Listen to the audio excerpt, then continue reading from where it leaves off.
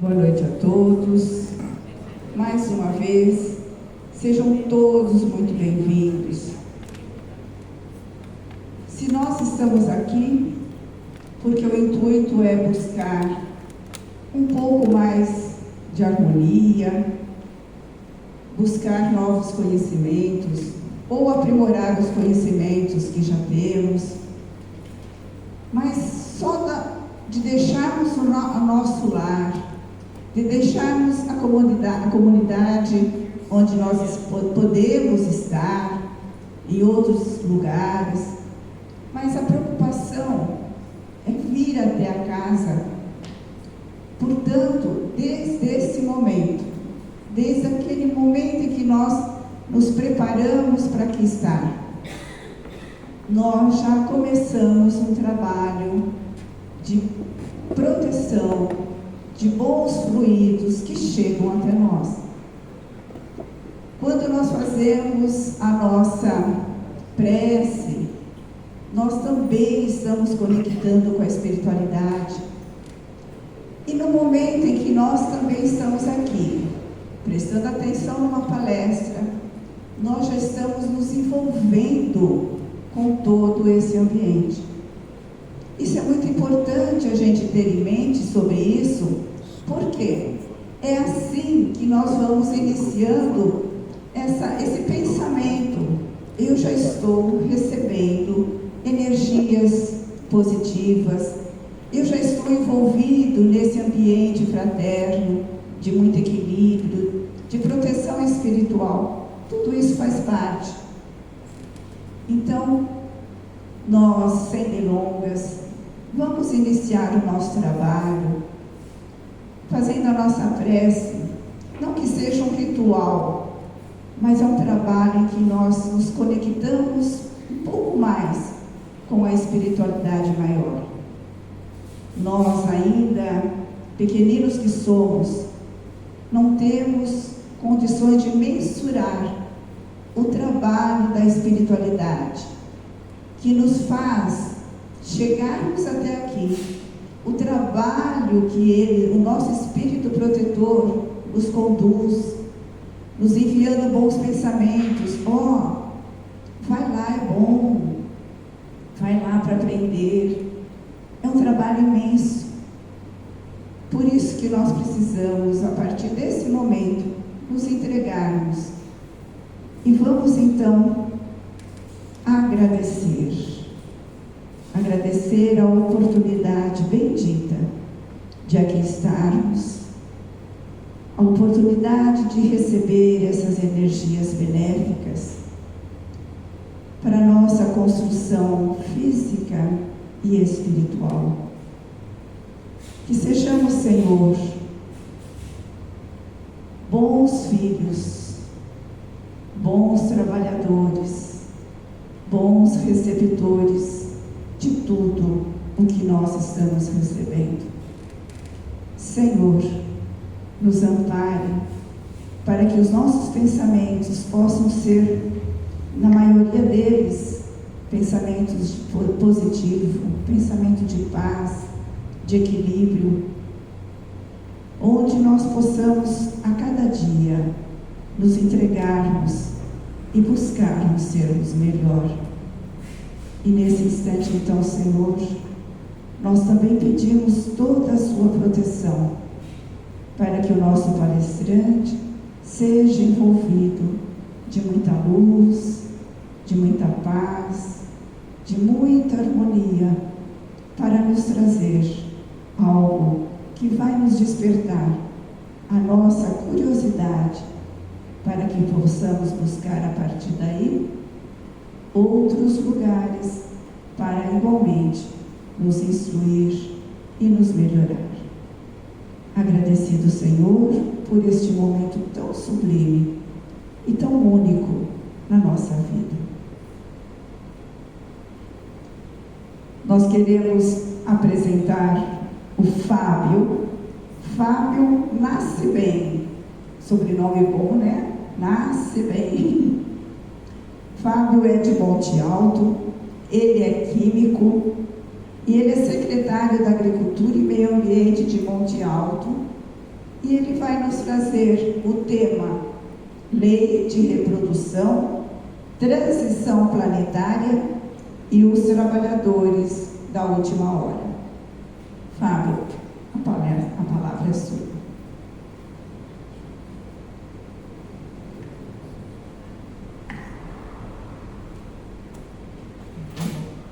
Teste. Oi, boa noite a todos. Eu queria primeiramente me desculpar pela demora, que eu tive um atraso por conta, um pouco foi a chuva e também o trânsito vindo de Monte Alto para cá, mas desde já eu agradeço a paciência de todos e eu queria deixar todo o meu agradecimento à recepção da casa, através da presidente, do Orson, que foi quem me fez esse honroso convite, e eu espero corresponder a essa responsabilidade que a mim foi confiada, né? E também dizer que é muito inspirador e muito honroso estar numa casa que leva o nome de Caibar Schutter, né? Um ícone do Espiritismo. E para a gente poder conversar essa noite, nós preparamos o tema que é árduo, é um tema difícil de a gente compreender, mas ele está bem catalogado nas obras básicas. Difícil porque o nome dessa lei, né, lei de destruição, ela pode nos assustar à primeira vista, mas a gente precisa entender que ela é um dos atributos divinos. E nós vamos fazer esse percurso nessa noite.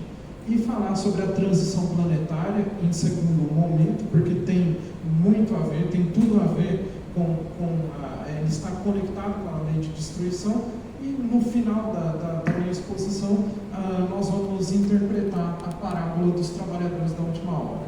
Então, esse é o nosso percurso para essa noite.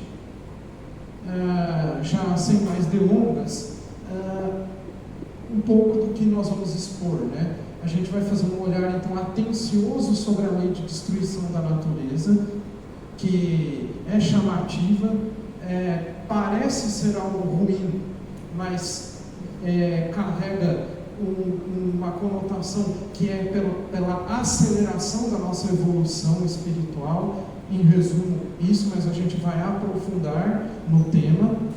A destruição, em resumo, ela é acionada quando precisa ter uma aceleração do processo evolutivo. Nós vamos entender. Depois, o período de transição planetária aos escritos de Kardec e da literatura complementar, entendendo aqui literatura complementar, por exemplo, os escritos de Francisco Cândido Xavier, a literatura que complementa a codificação de Kardec. E depois a gente vai falar um pouco sobre essa parábola. Então vamos lá. Lei de destruição, ela parece ser espinhosa, porque com um olhar menos atencioso ou apressado, aonde poderia haver bondade se você destrói? Aonde caberia a bondade divina na destruição? Mas quando a gente vai estudar, olha as questões do livro dos Espíritos, do céu e inferno, da Gênesis, a gente consegue compreender. Ou no mínimo, se não é algo espinhoso, é embaraçoso para a gente compreender. Por quê? Por que será que algo precisaria se destruir, afinal de contas? Parece então um contrassenso ao princípio do amor, porque a gente conhece Deus, a Jesus, como amor puro, na sua pureza, né? Na sua máxima pureza. Então, onde caberia a destruição? Se você vai destruir algo e não dar tempo, não acolher, dar amor, em primeira vista seria isso. Então vamos lá, vamos olhar nos escritos. Aqui está um pouco pequeno, mas eu vou acompanhar com vocês. O Kardec, na questão 728 de O Livro dos Espíritos, ele diz assim: é é lei da natureza a destruição? Ou seja, ele questiona aos espíritos: é uma lei natural? Ou é algo que vem do ser humano? Foi algo fabricado pelo ser humano? Preciso, aí vem a espiritualidade. Preciso é que tudo se destrua para renascer e se regenerar. Porque o que chamais de destruição não passa de uma transformação, que tem por fim a renovação e a melhoria dos seres vivos. Então, está compreendido que é preciso se regenerar. Mas, afinal de contas, o que é destruído? É o espírito ou é a matéria? É claro que o que é destruído é o involúcro material, porque o espírito é eterno, ele sempre permanece. Mas, então, quando que ela é acionada? Se ela é uma lei natural para ocorrer a regeneração dos seres vivos. Aí ele abre um parêntese: o instinto de destruição teria sido dado aos espíritos, aos seres vivos, pelos desígnios providenciais, ou seja, ele está na nossa consciência, foi-nos dado como algo natural. As criaturas são instrumentos de que Deus nos serve para chegar aos fins que objetiva. Para se alimentar, os seres vivos reciprocamente se destroem. Ou seja, aqui está o primeiro exemplo: nós não nos alimentamos de outros seres, ou seja, quando a gente come um vegetal ou um ser do reino animal, nós estamos nos alimentando, destruindo outro ser. Então isso é algo, à primeira vista, natural. Destruição é essa que obedece a um duplo fim: a manutenção do equilíbrio na reprodução, ou seja, a manutenção da matéria, porque se a gente não comer, a gente vai morrer, né? Nós vamos encurtar a nossa vida material, que poderia se tornar excessiva. Então também tem uma outra questão: se não houver a cadeia alimentar, nós vamos ter um desequilíbrio nas populações. Nós vamos, por exemplo, na Austrália foi introduzido o coelho, que não era natural daquele habitat, e o coelho hoje se reproduz sem um predador, totalmente desequilibrado por lá. Então isso é um exemplo do que é uma reprodução sem ter um controle.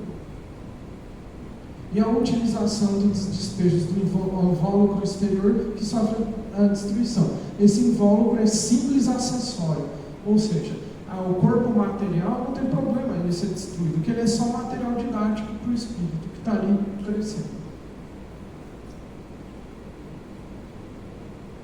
E não a parte essencial de ser pensante. A parte essencial é o próprio princípio inteligente, que não pode destruir e se elabora nas metamorfoses diversas por que passa.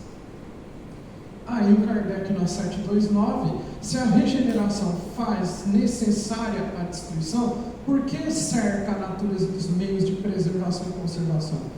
Ou seja, se é dado que aconteça destruição, por que a gente tem um instinto de se conservar? A gente tem medo, por exemplo. O medo é um instinto de conservação, para a gente não entrar numa enrascada. Você tem medo do fogo, porque você sabe que o fogo vai te queimar, então você não vai, o instinto não vai te deixar colocar a mão no fogo. Então por que a gente tem esse instinto de nos autoconservarmos, se o natural é a destruição? A fim de que a destruição não se dê antes do tempo. Por quê? A matéria é material didático. Se a gente vai antes do tempo, a gente não aproveitou todo o potencial que a gente tinha para desenvolver nosso espírito.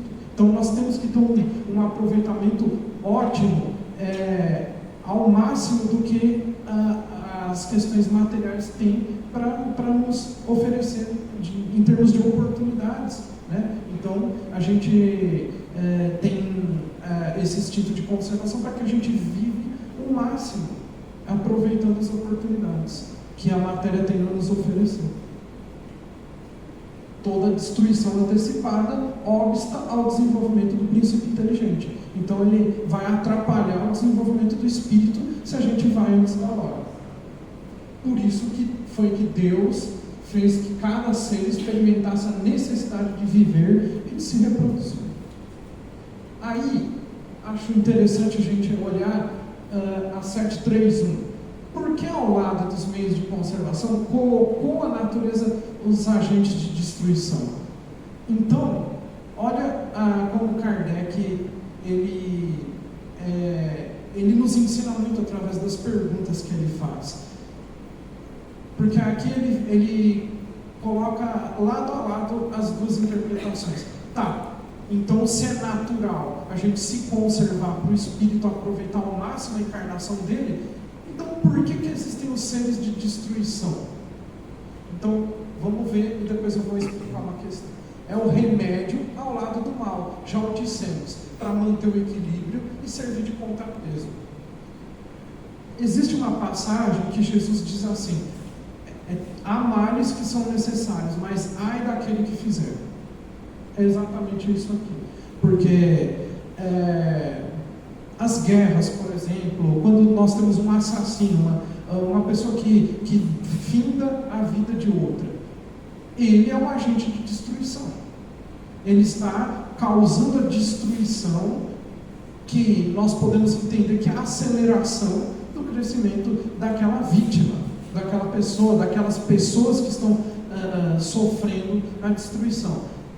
E esse agente, ele foi um agente, um instrumento pelo qual a lei de destruição foi acionada. Mas ele vai sofrer as consequências daquele ato maldoso que ele atuou contra aquela pessoa ou aquelas pessoas. O político que causa guerra, ele é um agente de destruição. Ele está acelerando, por um lado, a evolução daquelas pessoas que estão sofrendo pela guerra, que estão sendo transformadas por aquele processo, mas aquele que provoca está contrariando débitos. Então é complexo isso, porque nós temos duas facetas, né? Aquele que está contraindo os débitos perante a lei e aquele que está sendo o polo passivo, que está sofrendo os efeitos da lei de destruição. Então nós temos aí uma relação bem difícil, né? Bem complexa para a gente examinar mesmo, mostrando que a lei divina ela vai colocar tudo de acordo com a lei de ação e reação, né?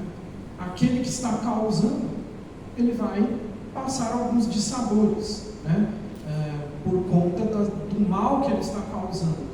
Só que, como diria o Chico, existe muita injustiça, mas nenhum injustiçado, né? Então, aqueles que estão sofrendo o efeito da lei de destruição, pedagogicamente eles estão se transformando a partir daqui. É bem complexo, mas nós temos que entender essa dupla relação. Aí o Kardec diz: será idêntico em todos os mundos a necessidade de destruição? Ora, quanto mais evoluídos os mundos, menos materializados, né? Conforme a gente vai evoluindo, nos tornamos espíritos mais sutis, mais inteligentes, menos grosseiros do ponto de vista material, menos nós estamos sujeitos ao mal, às vicissitudes da vida encarnada, menos sujeitos à lei de destruição, porque nós estamos muito mais conscientes. Então ele vai dizer aí, guarda proporções com o estado mais ou menos material dos mundos. Por exemplo, a extinção em massa dos dinossauros. É interessante a gente pensar, por que os dinossauros foram extintos de uma determinada era?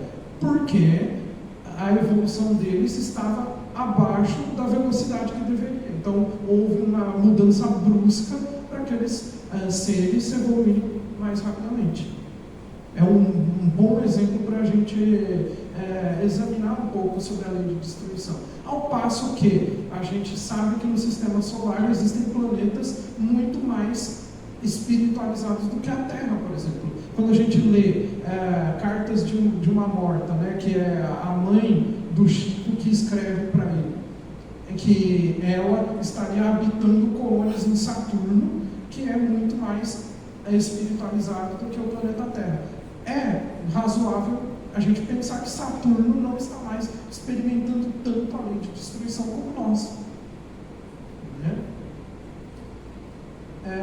E aí essa questão é complementar, 733. Entre os homens da Terra existirá sempre a necessidade de destruição. Essa necessidade se enfraquece à medida que o espírito sobrepõe a matéria. E aí que nós temos uma coisa muito interessante, que embora nós estejamos num planeta ainda muito materializado, cada um de nós vai experimentar a lei de uma forma diferente. Se eu estou mais evoluído, eu vou experimentar menos a lei de destruição. Ao passo que uma pessoa ainda muito materializada, que está com a evolução empacada, ela precisa de uns trancos para ver se ela acorda. Ela precisa de um empurrãozinho. É aquilo que o Chico também fala, ou é pelo amor ou pela dor. Às vezes a gente precisa amargar uma dor, um dissabor, para a gente se despertar. E aqui, acho muito interessante para essa questão, a gente lembrar da parábola das 10 virgens, para a gente entender isso. Porque, como que era a parábola das 10 virgens? Tinha um noivo que ia chegar, e as 10 virgens tinham que esperar pelo noivo com um lampião cheio de óleo, né? Cheio de azeite, e 5 das virgens, elas foram mais previdentes, elas levaram óleo de sobra, ao passo que outras 5 levaram só aquilo, o exato, né? Se o noivo era para chegar a tal hora, que nem eu, dei um atraso aqui, e aí se alguém tivesse me esperando com um óleo suficiente só para 7h30, já ia dar problema, né? E então, o que aconteceu? Quando o noivo atrasou, não que eu seja o noivo, tá? Só um exemplo. Longe, Jesus está muito à minha frente, não tem nem comparação, mas só para a gente poder exemplificar. Quando o noivo chegou, que na simbologia era o Cristo, né, que veio noivar com a humanidade, aquelas 5 virgens, que somos nós nessa representação, que não tinham óleo em excesso, né, não guardavam o óleo para um eventual atraso, apagou o lampião. E elas ficaram no escuro, elas não iam ser reconhecidas pelo noivo. E aí elas foram lá, desesperadas nas outras 5. Você me empresta? Não vou emprestar, não sei que hora que o noivo vai chegar. Qual que é a moral dessa parábola? Evolução é individual e intransferível. Não tem como eu emprestar para outra pessoa. Se chegar uma pessoa e falar para mim, não que eu seja muito evoluído, tá? Mas se alguém chegar para mim, você me empresta a evolução? Não tem como. Então cada pessoa vai experimentar a lei de destruição individualmente.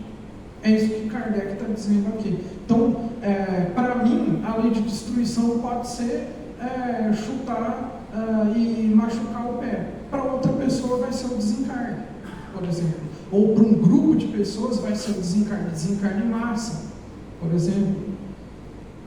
Então não tem como saber isso. A gente tem que cuidar do nosso jardim, tem que cuidar da nossa evolução. É isso que dá para saber. Então, a lei de destruição opera para acelerar a nossa transição moral. Quando a gente está atrasado em determinado aspecto, vem um empurrão para ver se a gente se desperta. E isso vale individual ou coletivamente. Então, quando algo está estagnado ou demorando para seguir o curso natural, destruição. Nunca, eu disse nunca e é nunca mesmo, nunca é uma punição, porque Deus não é aquele senhor que era retratado na Idade Média, que punia as pessoas, castigava as pessoas. Ele não é. Primeiro que ele não tem forma material.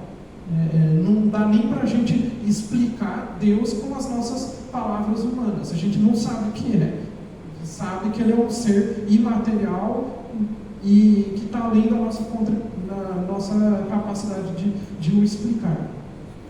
Então, Deus nunca pune, é sempre voltado para a aceleração do crescimento. A gente entende algo punitivista porque a gente tem um olhar material. A gente pensa que morrer é o fim, que sofrer um grande dissabor é o fim para a gente.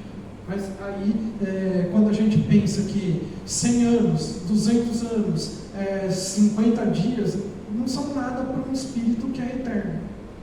2 encarnações não são nada para um espírito que é eterno. E aí, se a gente pensar assim, a gente muda essa percepção sobre a punição. Passa a entender como uma coisa natural, uma coisa que é pedagógica para a gente.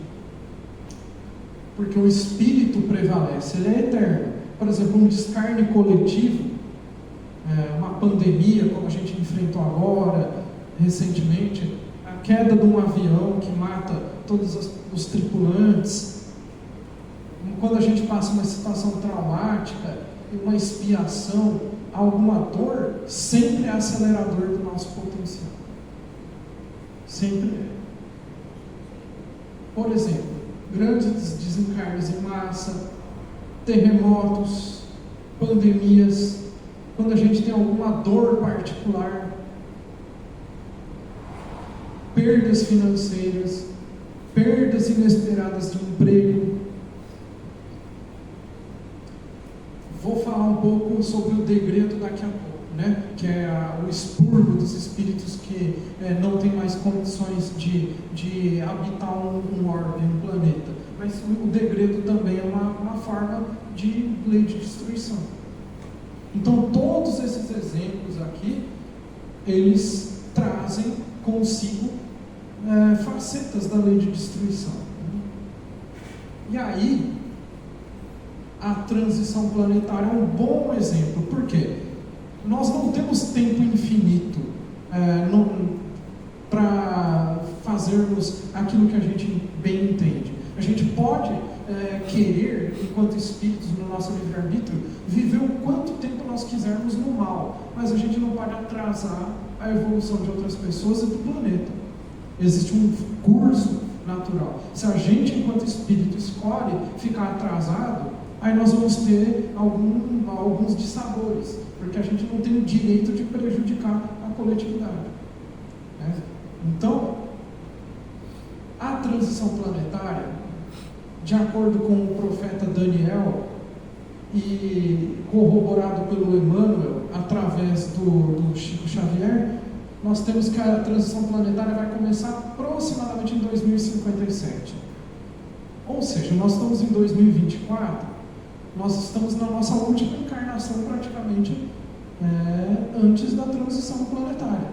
Porque só fazendo aqui um exame, nós todos aqui ainda temos longos anos como encarnados, e mais ou menos o período que uma pessoa fica encarnada é o tempo de erraticidade, que ela fica nas colônias espirituais estudando, aprendendo, se curando. Então não dá mais tempo de uma nova, em vias normais, a não ser que seja um imperativo de uma pessoa que desencarna, ela precisa encarnar imediatamente. Mas via de regra, a gente não tem mais uma outra encarnação antes da transição planetária. Isso significa que tem algumas consequências. Vamos lá. É uma transição lenta, sim, sem uma data certa no calendário, porque assim, não é 1º de janeiro de 2057 que começa a mudar, é uma coisa lenta. Aqueles milhares de espíritos que ainda estão muito enraizados no mal, à medida que eles vão se desencarnando, eles vão sendo separados, é a separação do joio do trigo. Vem cá, você teve tantos milênios para se desenvolver, você só pensa em prejudicar o outro, só pensa em maldade, então você não tem mais compatibilidade para voltar, você vai amorosamente ir para um planeta que tem a compatibilidade emocional e espiritual que você carregou até aqui. Então, a transição acontece assim. Os espíritos vão sendo separados à medida que eles vão desencarnando. Essa é a separação do joio e do trigo. Porque não é o planeta que passa por transição, e sim os habitantes. Vai ter uma separação que é assim, quando está na escola, quando uma criança, um adolescente, ele depois de ter passado o período não conseguiu acompanhar a turma, o que acontece com ele? Ele muitas vezes precisa ficar retido, fazer as disciplinas novamente, precisa reprovar de ano. É a mesma coisa do degredo, porque ao passo que ele não vai conseguir acompanhar a sequência dos seus colegas, e vai ser ruim para ele, porque ele não vai conseguir aprender, ele está abaixo do nível da turma, digamos assim, ele também vai segurar aquelas outras pessoas do ponto de vista evolutivo. Ele vai continuar fazendo mal, vai continuar prejudicando o bom andamento das coisas. Imagina um espírito que sempre causou guerra, sempre causou destruição por onde ele passou. Vai ter um momento que não tem mais condições. O planeta, o nível dos habitantes que estão sendo peneirados, digamos assim, não toleram mais esse tipo de atitude, desse tipo de pensamento. Então tem uma melhoria particular, sim, porque nós teremos que passar, digamos assim, por um vestibular, por uma seleção, cujo pré-requisito é amar. Quem ama, quem já é bondoso, tem erros, sim. Todo mundo tem erros. Ninguém vai chegar perfeito agora já. Mas o pré-requisito é ser uma pessoa amorosa. Não pode se regozijar com o mal. Não pode fazer o mal e se comprazer. Eu faço o mal e eu gosto. Eu fico feliz de fazer o mal. Esse tipo de atitude não é mais tolerável. Então, ao passo que vai tendo uma separação e uma melhoria particular, coletivamente o planeta vai melhorando. A uns vão sendo degradados, a outros as últimas chances de melhorar, e a separação na verdade já começou, né? Porque não dá mais tempo. E aí, o que é o degredo então? O degredo é aquilo que a gente conhece, que o planeta, o sistema de Capela passou e está descrito no livro A Caminho da Luz, que o Emmanuel fala logo no primeiro capítulo. O que acontece? Os orbes que estavam no sistema de Capela passaram pela transição planetária, algo que nós estamos experimentando. Os espíritos rebeldes, eles foram convidados a se retirar. E aí, o governador espiritual da Terra, que é Jesus, ele aceitou esses espíritos. Por quê? Eles eram muito inteligentes, mas não sabiam amar. Então, eles vieram acelerar a evolução dos espíritos da Terra, e Jesus fala para eles: e eu vou ensinar vocês a amar. Eu vou presencialmente ensinar vocês o que é o amor. Eu vou resgatar vocês. Vocês trazem a inteligência de vocês, aceleram a evolução para todos os espíritos da Terra, e vocês vão experimentar algumas coisas. Vocês vão ter lembrado um paraíso perdido. Vocês vão lembrar que vocês têm família lá, teve que ser separado, que vocês tinham uma vida muito melhor e agora vão ter que ir para um planeta que ainda é atrasado. Então imagina só o paralelo para nós. A gente tem aqui computador, ar-condicionado, internet, comida, você vai no supermercado, compra, aí se você não evoluiu, vai para um planeta que você vai ter que caçar, que não tem ainda condições materiais adequadas, vai ter que passar por toda essa desenvoltura. Então isso que é o paraíso perdido. E todas as grandes civilizações têm uma história de paraíso perdido. Adão e Eva, os hindus que também falam de paraíso perdido. Que é isso? O espírito degradou, ele lembra lá no inconsciente dele, poxa, mas olha só, eu estou aqui correndo de mamute, estou nessa situação, e lá eu tinha tanta coisa boa. Então é por isso que eu tenho que aprender a amar agora, para não sofrer um segundo degredo. Porque quando o planeta se desenvolver, eu quero voltar para algo bem melhor, não ter que sofrer outro degredo. Essa é a história do degredo e da transição planetária, né? É um processo doloroso da lei de destruição. Que se a gente não acompanhar esse nível evolutivo, essa exigência de a gente aprender a amar, a gente vai ter a nossa comodidade destruída. Nós vamos ter que dar uns passos para trás, não em evolução. O espírito nunca regride evolutivamente. A gente só vai se compatibilizar com a nossa atraso.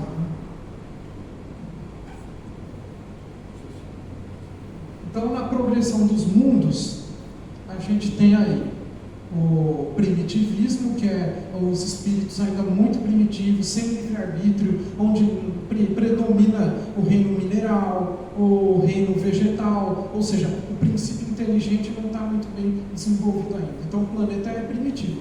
Quando nós temos animais, seres humanos, passa ao estágio de expiações e provas, que a gente passa a usar o livre-arbítrio.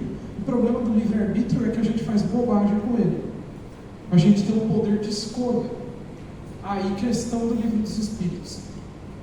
Ignorância e maldade, qual que é a diferença? Todo mundo, quando começa a evoluir no planeta de expiações e provas, é ignorante, no ponto de vista que não tem inteligência desenvolvida. Então vai errar porque é ignorante. Agora, quando erra com dolo, eu sei que fazer tal coisa é errado, eu vou lá e faço, é maldade. O que atrasa a gente não é o erro, é a maldade. Errar por ignorância, às vezes, faz até a gente aprender, né? Na regeneração, não é planeta feliz ainda. É só um planeta em que os habitantes são predominantemente bons. Começa a separar. Aquilo que é rebelde, muito maldoso, já começa a voltar para um planeta de expiações e provas bem atrasado. É o degredo.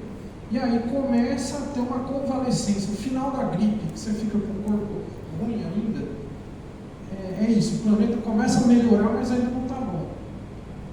Separa o joio do trigo. Os espíritos que amam ainda não são predominantemente bondosos, mas já amam. Aí, quando chega num grau maior de pureza, o planeta começa a ficar ditoso, feliz, que são os espíritos mais puros, né? Então, essa é a transição dos planetas. Então, já falei um pouco sobre Capela, né? Que os espíritos muito endurecidos e rebeldes foram exilados para cá, e eles enfrentariam então as provas, teriam que se engajar na evolução novamente, mas a promessa do Cristo é que se eles aprendessem a amar, eles iam voltar para os entes queridos. O recado é que a transição é individual, a gente só tem que aprender a amar. Aí, já estou caminhando para os finalmente, mas temos que falar um pouco sobre um excerto que está no livro Céu e Inferno. Como que acontece a regeneração individual nossa? Tem 3 etapas. Eu não vou até ler para não cansar, mas tentar resumir aqui. Que a regeneração nossa acontece em 3 etapas. Primeiro, arrependimento. Todos nós erramos, nós precisamos nos arrepender. O que é o arrependimento? Reconhecer que o que a gente fez é errado. Bom, arrependi. Está tudo certo agora? Não. Precisa passar por 2 outras etapas, que é a expiação. Expiação, você tem que mudar de lugar com aquilo que você prejudicou. olha, eu dei um tapa numa pessoa. Vai ter uma hora que você que vai receber o tapa.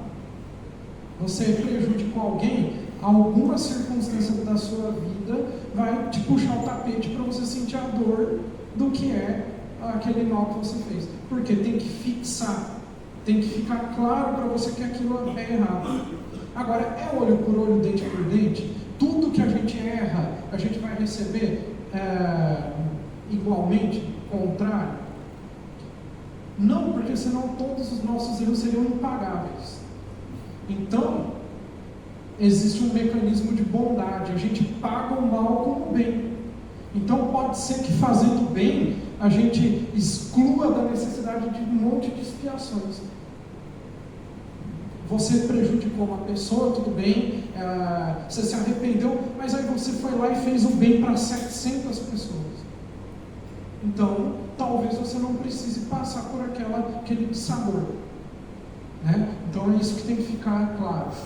E a reparação é você, quando for possível, você reparar aquele mal que você fez. Alguns maus são irreparáveis, então só existe um jeito, que é pagar com o bem.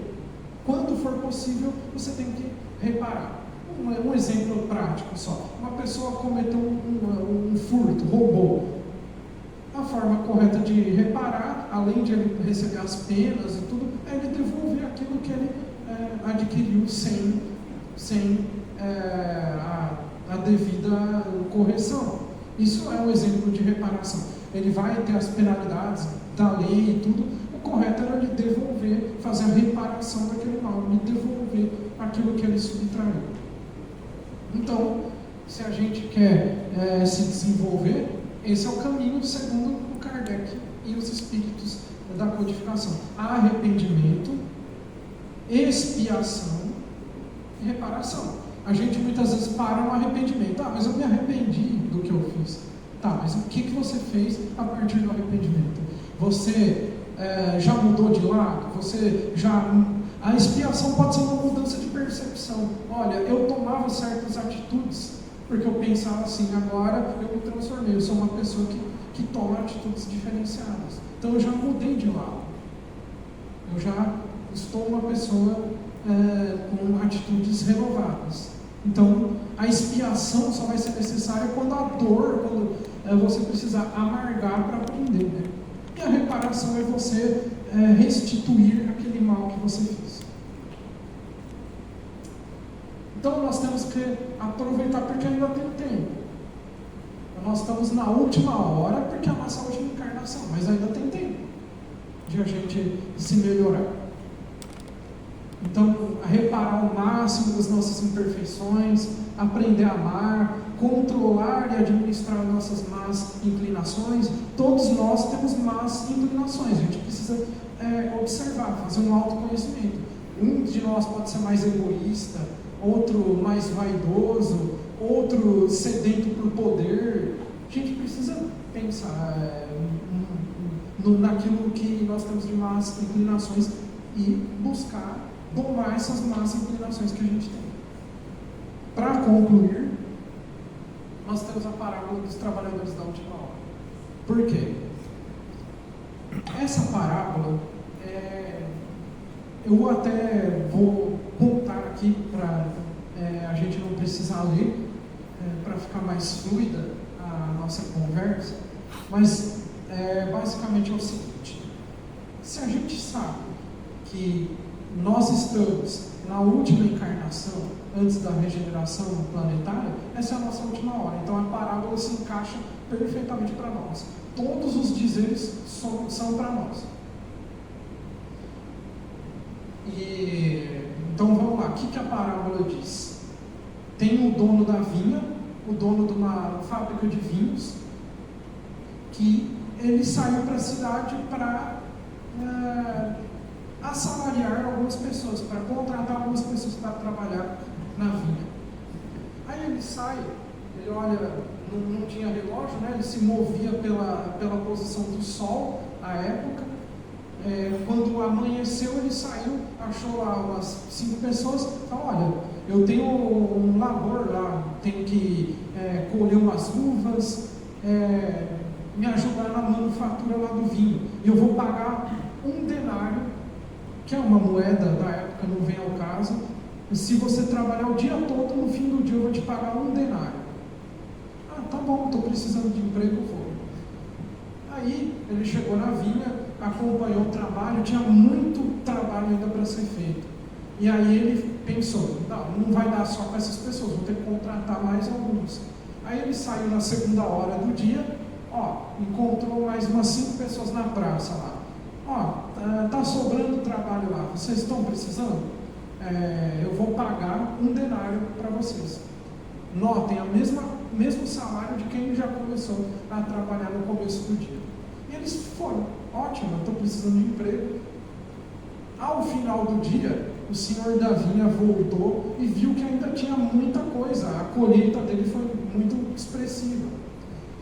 Então eu vou ter que, mesmo que ainda resta pouco tempo, eu vou ter que chamar todo mundo que estiver lá na praça. Embora falte pouco tempo, eu preciso de trabalhadores. Vão até lá e eu vou pagar 1 denário no final do dia para vocês. E foi. Aí acabou-se o expediente. Ele chegou lá e falou: junta todo mundo aqui que meu contador vai pagar para vocês. Aí chegou primeiro a quem tinha trabalhado o dia todo. Aqui, está aqui, 1 denário para vocês. Aí, conforme foi passando, chegou a hora daqueles que tinham trabalhado só a última hora do dia, que não é bem uma hora, né? É um período do dia. Nessa contagem de tempo não é exatamente uma hora que a gente conhece, é um período do dia. Chegou lá, ele disse: então tá aqui, vocês trabalharam a última hora, 1 denário para vocês. Aí aqueles que tinham trabalhado o dia todo acharam ruim. Mas eu trabalho o dia todo e você está pagando o mesmo que aquele que trabalhou só no último período? Aí o senhor da vinha disse: bom, o que eu combinei com você? O senhor disse que ia pagar 1 denário. E quanto que eu paguei? 1 denário. Mas o senhor pagou 1 denário também para quem só trabalhou no último período. Bom, eu paguei exatamente o que eu combinei com você. Se eu estou pagando mais para quem trabalhou pouco, o problema é comigo. Eu é que estou sendo prejudicado. Você não concorda? Porque, em tese, sou eu que estou perdendo dinheiro. Então, não é problema seu. Eu quis pagar a mesma coisa para todo mundo. Então, essa é a parábola. Agora vamos pensar espiritualmente. Por quê? Toda parábola, ela tem essa questão controversa. E se você olha uma parábola, tem lá uma coisa que não faz sentido nenhum. Para essa, quem trabalhou pouco recebeu o mesmo que quem trabalhou muito. É um contrassenso. Toda parábola tem isso. Se você parar, chegar em casa hoje e olhar qualquer parábola, o pulo do gato está nessa questão que parece um contrassenso. O significado espiritual está ali. Para nós aqui, o significado espiritual não importa os espíritos que evoluíram primeiro, que aproveitaram antes, tiveram evoluções mais retas, aproveitaram o melhor das primeiras encarnações, ou quem vai aprender a amar na última hora, na última encarnação, na hora do vamos ver. A recompensa é a mesma, que é não ser degradado, que é ficar no planeta mais bondoso, um planeta que já se livrou um pouco da maldade. E aí tem aquela história do Sermão do Monte, que bem-aventurados os puros de coração, porque eles herdaram a terra. Essa que é a recompensa, né? A recompensa, o denário aí, a gente não sofrer esse expurgo, esse degredo doloroso. Então não importa o momento que a gente evolui, a recompensa é a mesma, que a gente não precisar desses sabores todos. Então esse é o significado espiritual, um dos significados possíveis da parábola dos trabalhadores da última hora. Então, não importa se a gente se torna bom hoje, ou na última hora, ou antes. A recompensa é diminuir o sofrimento, imperfeição moral, as dificuldades. Por consequência, a gente vai ser mais feliz e bem-aventurados. Então, esse era o recado que eu queria dar nessa noite. Eu espero que todo mundo possa ir melhor do que chegou até hoje e que possam ter aproveitado, que eu possa ter cumprido com a responsabilidade que a mim foi concedida. Muito obrigado e tenham todos uma ótima noite.